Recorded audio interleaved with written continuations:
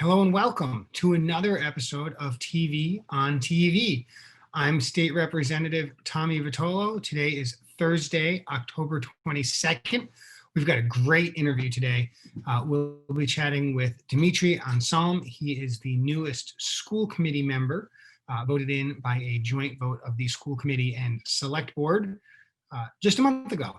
And we're going to talk with him about his background, about his work with Facing History, and about his work on the school committee. But first, we'll run through the news. And, I want to begin by reminding folks, give me a call, 617-872-8921. If there's anything I can do for you, if my office can be helpful, tommy.vitolo@mahouse.gov is my email, but please call if there's something that we can do to help. And, I'll start with the national news. There is a presidential debate tonight at 9 p.m. Commercial free. Check it out if you can stomach it. It's good to be engaged and knowing what's going on, even if you've already made up your mind about the election, which of course is Tuesday, November 3rd. Some folks have got mail-in ballots and they've already put them back in the mail. Excellent. Other folks have received mail-in ballots, and if they're like me, they haven't filled them out yet, you can bring them back to the town clerk's drop box put right outside of Town Hall at 333 Washington Street. That is available 24 hours a day up through 7:59 p.m. on Tuesday, November 3rd. You've got to get it in the box before the election day is over. You can vote in person early at the town clerk's office at Town Hall. And of course, you can vote on election day, Tuesday, November 3rd, between 7 a.m. and 8 p.m. Now, however you get that ballot, some things I want to walk through with you quickly, right? And it's a big one, right? First thing is, these two columns, it's easy to notice, right? Because we've got the choices there.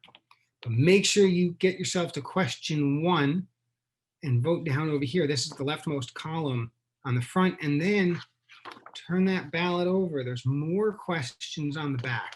You really want to be careful, take your time. I know it's exciting to vote. Some folks have got some real strong opinions about what they hope will happen, but take your time and fill out the ballot completely. And if you've got that ballot in front of you, you've got some opportunity to really look up some of the candidates, some of the positions you may not be as familiar with, to make sure that every vote you cast on that ballot is as strong as it can be. Other news locally, other news in Massachusetts, the governor has announced a plan for vaccine distribution should a COVID-19 vaccine be developed. And as expected, it prioritizes the folks who are the most vulnerable, either because of a medical condition, because they are 65 and older, or because they are a frontline or essential worker, right? And that's a pretty standard and reasonable approach. We don't know when or if a vaccine will be developed or how limited the quantities will be, but it's important to be planning ahead for things like that. And I guess what you might call a heavier note, the JFK statue outside of the State House is being moved. It is currently at a gate which has been closed to the general public since September 2001. And it's being moved to a location where folks can see it again. And I think that's a wonderful thing. What do you think? I agree. There you go. In Brookline, we've got a little bit of news as well. Many students are transitioning from in-home learning to a hybrid of some days in home, some days at school. That's not all kids, right? Some kids are doing the Brookline Academy where they are learning virtually full time, but many kids are transitioning into the schools. And so expect to see more kids on the sidewalks, particularly between 7:30 and 8 a.m. And later in the day, roughly 2:30, Wednesdays, they get out at noon. So if you're driving, you should always be careful and thoughtful, but be especially cautious. Just before 8 o'clock, we'll have many more kids walking to school for the first time since March, and they may or may not remember how to be safe when they do it. Finally, Halloween is coming.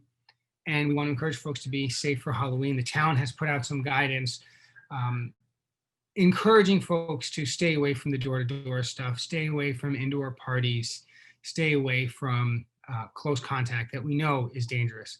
That doesn't mean Halloween is canceled. It means we've got to be a little more nimble. And so pay attention in your neighborhood and see if there are other options for outdoor activities where we're keeping some distance. And of course, you still got to wear your mask, and a rubber or a mask or a hockey mask doesn't cut it. You've got to wear an appropriate COVID mask to maintain safety. That's the news. You're watching Brookline Interactive Group, TV on TV, and we're going to cut right over to an interview I recorded this morning with school committee member Dimitry Ansalme. Stay tuned.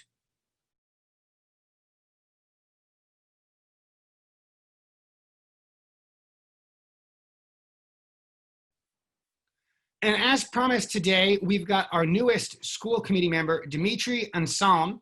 And as you may know, Sharon Abramowitz resigned and moved to Vermont before her moving across the world for her career. And the school committee and the select board, vote a new member, and Dimitri's their guy. And so I'm really excited to introduce us today to school committee member Dimitry Ansalme. Dimitry, thank you so much for being here with us today. Well, thank you. Thank you. It's a pleasure to be with you. I'm excited to be on the school committee and to be serving the town. So I am looking forward to the conversation with you and with your viewers and listeners. And look, most school committee members go through the election process. And so voters and the rest of the town have an opportunity to get to know them a little bit. But for many of us, you're new on the scene. Where have you been all my life, Dimitry? What have you been up to? Tell us, a little bit of background, what motivates you, where your expertise lie, all that sort of stuff. Tell us about you. Sure. So I have always been in Brookline, actually. I have moved and lived in Brookline 10 years ago when I brought my children to Brookline because I wanted them to go to the schools. So my youngest went from kindergarten on, he's at the high school now, and my oldest was in first grade. However, prior to that, in the 90s, I was teaching at the high school. I taught in Brookline for 5 years, and I also was part of the freshman campus at the time. We had developed this idea of creating a freshman campus at Old Lincoln. So I taught there and then left Brookline High School to go work at Facing History. And then the other funny thing about Brookline is that most of my life, I've actually worked in Brookline. I am originally from Haiti, but the family was living in the Congo, Africa, and then we immigrated to the U.S. So I'm an immigrant to the U.S. And we lived in Boston, in Hyde Park, and I went to high school, Catholic high school in the South End. However, while I was in high school, I had a part-time jobs on the weekend, and my part-time job was in Brookline. So I used to work at the old International House of Pancake, which stood where the Stop and Shop on Harvard Street stands today. So I think I started working there in 86 or 87, something like that. So yeah, all the jobs I've had, I've been in the town of Brookline from my time as a young immigrant to today. And I will say, we'll deviate a little bit. I don't know if you remember Chris Dempsey or Ben Franco, who I know were both at Old Lincoln for 9th grade. Maybe you remember them when they were youngsters. Chris Dempsey rings a bell. But yeah, it's been a while. So I didn't know him then, but I'll bet you he was tall, thin, and had a deep voice even back then. More recently, you've been very involved with Facing History. And I know some viewers are quite familiar with that organization, but others, this is the first time they're hearing about it. So maybe you can walk us through where it came from, your involvement in it, but also, what it is striving to accomplish. Sure. So, Facing History is, again, another amazing Brookline story. So Facing History is an amazing educational global nonprofit today. We write curriculum on history and we offer teacher training. We do a lot of work, and a lot of our curriculum is around the study of the Holocaust and other genocides. So the Holocaust, Armenian genocide, Cambodian, and we have materials on Rwanda. We have materials on US history, particularly looking at the fragility of democracy and moments of fracture. So we study this, we have materials looking at the civil rights movement. We have materials looking at the Reconstruction period, which is the period right after the Civil War in the US history, when we had a multiracial democracy, which is taken down after 12 years through a lot of really terrorist acts of violence around the country to keep Black and poor white voters away from the polls, and brought back a regime of segregation and racial separation. So we have materials along those lines, and then we have a lot of materials looking at issues of human rights on a global stage. So looking at apartheid, looking at issues of human rights in Northern Ireland, and particularly looking at societies in transitions that are attempting to build or rebuild democratic transitions. So Facing History is serving at this point, we have a network of over 300 educators in the US and globally. We believe that we've touched, it's hard to count, but we believe we're touching close to 2 to 3 million of students every year, just in terms of the volume of teachers we serve and help. So it's quite an impressive, but it's all Brookline. It's a Brookline institution. People forget that. So Facing History started in Brookline in 1976. It was a program in the Brookline Public Schools, where Brookline Public Schools at the time had allowed for 2 teachers, Margot Strum and Bill, who went to a conference paid by the town on the study and teaching of the Holocaust in 1976. And they came back. They were so moved by what they were learning and felt that that it would be really critical and important in the later years of the 20th century that kids and students in Brookline should study the history of the Holocaust and think deeply about its implications. So they developed the Facing History program as a program in Brookline Public Schools. Then they were able to get some federal funding, and they expanded from there. They went to Arlington, Cambridge, Boston, and then poof, it really grew and eventually became an independent nonprofit. So away from the Brookline schools, and then moved on. So now, 40 years later, it has 6 offices in the United States, an office in Canada, in Toronto, an office in the UK, and then we do work globally. So we are in China. I started a project in China about 10 years ago. We work in Hong Kong, in China mainland. With both private and public Chinese public schools.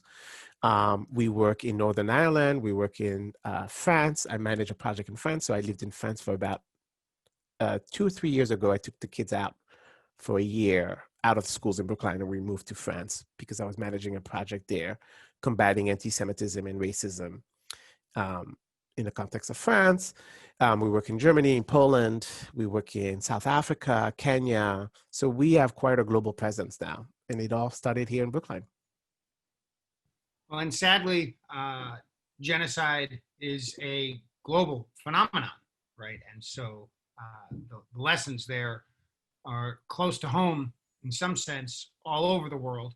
I wonder, has the murder of George Floyd and the subsequent angst and protest in the U.S., has that amped up Facing History, or drawn additional interest, called for you to refocus a little bit? How has Facing History adapted to the past few months of the Black Lives Matter movement? Yeah, increased demand. I mean, I don't think we've had to refocus. This is our focus. This is what we do. This is the work. And I think teachers who use Facing History know that. So many teachers come to us whenever there've been moments of acts of violence, what we call the democratic fracture, moments whenever there's a moment where the social fabric is being ruptured. Teachers know to come to Facing History. So they go to the website, or they call our model, you have a program associate who works with your schools, and immediately they'll contact the person to get resources. We usually have resources, both current event resources or things on how do you navigate difficult conversation in your classroom. We've created a a civil discourse guide for, again, how do you develop civil discourse in your classroom and so on, because the country needs it. But the country has always needed it. Um, Being and living and being in a democracy is hard. You will hear multiplicity of voices, multiplicity of values and perspective and visions. And we, especially as Americans, we take it for granted, right? And because somewhere, in some ways, we have that muscle, so we sometimes exercise it without thinking of it. So that's our work. And I would say with what's happened since the spring and through the summer, which has been very violent with issues of police brutality, we have had a lot of calls because teachers have been looking for resources and for ways to understand where we are, what's the historical framework, and also understanding the contemporary issues. We've seen a record number of attendance of all of our work. We do a lot of work on issues of race and equity and so on. We have seen huge demand for our resources on the website with creating digital resources for teachers. So I would say the George Floyd and everything that's been happening since spring, has brought us, new people have come to know us, but the folks who know us and use our materials are consistently turning to us to help them in this particular moment. I think we're, I think if I'm an historian, so I know that we've had other moments that are probably even harder than what we're going through at the moment and what we went through the summer. So I keep that perspective, but we are hurting. We are hurting. We're going through challenging moments in terms of understanding which American values do we want to hold on to, which American values do we want to preserve, and potentially what do we want to change. Well, and I'll never miss an opportunity to point out that one moment that we as American citizens have, or most American citizens have, frankly, is on Election Day. That is November 3rd. It is a Tuesday. You can vote by mail still, although we're running out of time. You can take your ballot, right? It looks like this. Fill it out, and you can bring it to Town Hall, slide it in. If you have not requested a ballot, you can still go to Town Hall and vote in person early. And of course, you can vote on Election Day, Tuesday, November 3rd. Polls are open 7 a.m. until 8 p.m. Whatever the way that works for you to get that vote locked in, I encourage you, if you have the right to vote in this country, that you exercise that right this election and all others. But starting with this one, we know it's a big one. So thank you for that opportunity to make that point. I think it's of course a critical one. More recently, Dimitry, you found yourself on the school committee, which is a bit like running toward several fires at once. Look, we know it's a really challenging circumstance prior to COVID, enrollment and school building and teacher contract, and now, oh my gosh, how do we keep everyone safe? How do we keep kids learning? How do we relearn how to teach kids from kindergarten all the way up through 12th grade with a variety of different needs? And you were like, yeah, that sounds like I could probably squeeze that into my schedule. So tell us the thinking process for you and why school committee makes sense for you at this moment in time. Thank you. It was a sense of duty. I mean, I think there are a couple of things. I think because of this COVID moment, we are all of us in town are deeply thinking about what is good education. How do you deliver education remotely to students? What is best for young kids? I'm thinking about elementary kids versus high school kids. And then we are also thinking about the challenges of teaching in moments when we have to socially distance. I think in a society that has a history of racial marginalization and exclusion of a variety of groups, you always want to be very careful whenever that society has to socially distance, because the potential for us to do the social distance by drawing on really difficult I want to say bad historical practices is always there, right? So the danger of that is always there. But I think in a town like Brookline, for which we have always valued inclusion, it seems to me that this is an amazing challenge to figure out how do we do school in this particular context. We want to socially distance, but we want to include, and we want to be bringing all of our kids and young people to sort of ideals and values that we hold dear in the town. So it sounded to me like an exciting call of duty to do it at the moment. I have to confess that I thought when I saw the notice, I was like, oh, I don't have to run for an election. So it's actually easier. It's just I'll be appointed and I'll go in and I'll serve. But it's also because of COVID. I really wanted to do something that was meaningful where I live in the town. Brookline has been an amazing town to me. My children have had an amazing, amazing educational experience, especially as two young Black men in this system. So I wanted to give back. I think this is a way for me to say thank you to the town and to give back.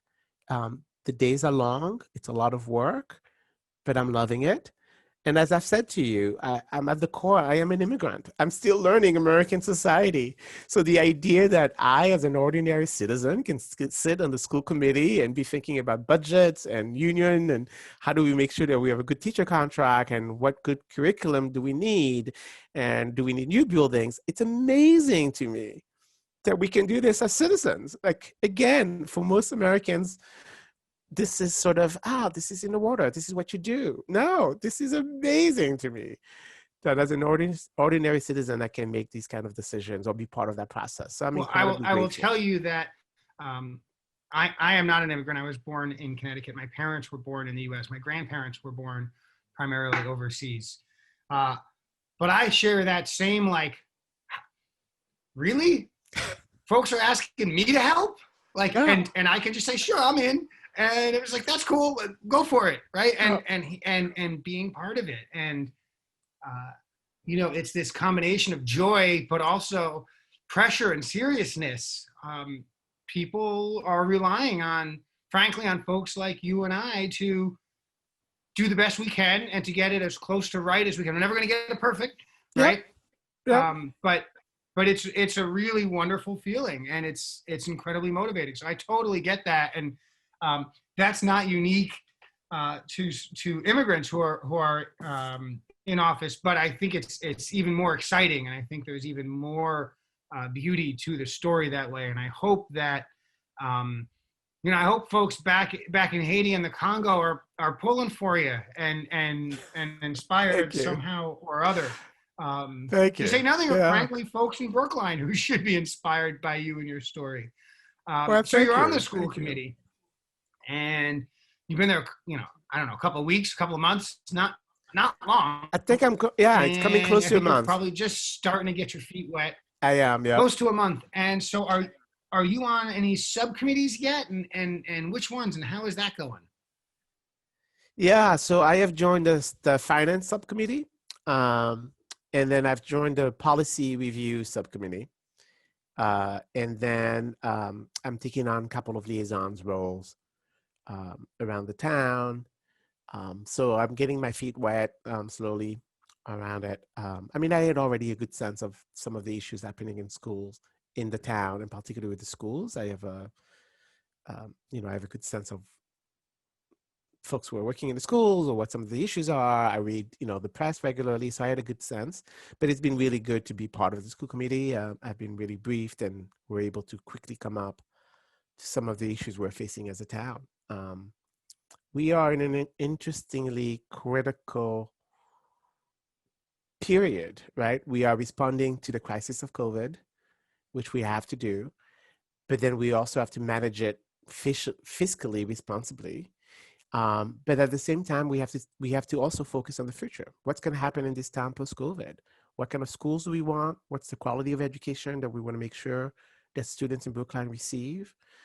How do we preserve good teachers in the system?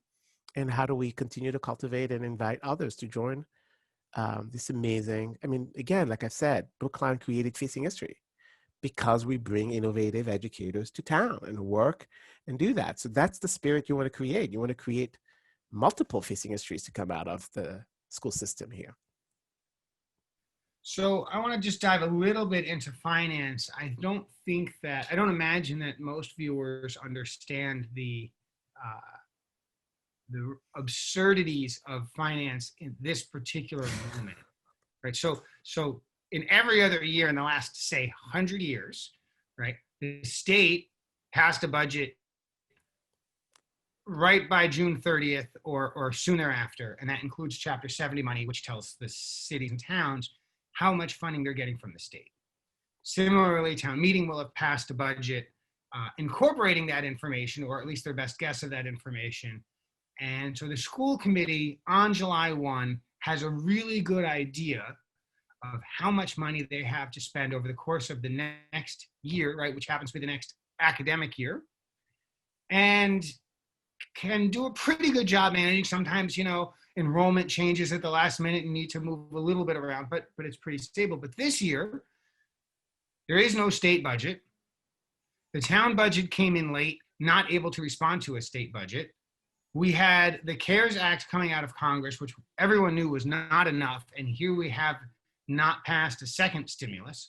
Maybe we'll get one before November 3rd, although that's looking unlikely.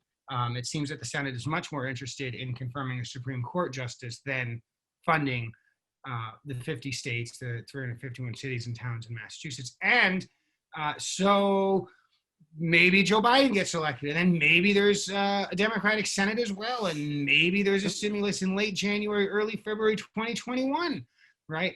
And so figuring out how to budget for this year, where staffing is all over the map and where enrollment is down, but the demands on teachers are up.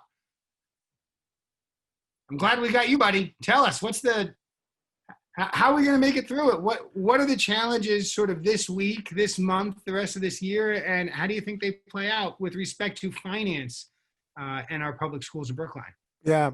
Tommy, I have not attended yet a finance subcommittee meeting, so I think I will hold back and maybe we'll join you later on in a couple of months when I have a better sense of it.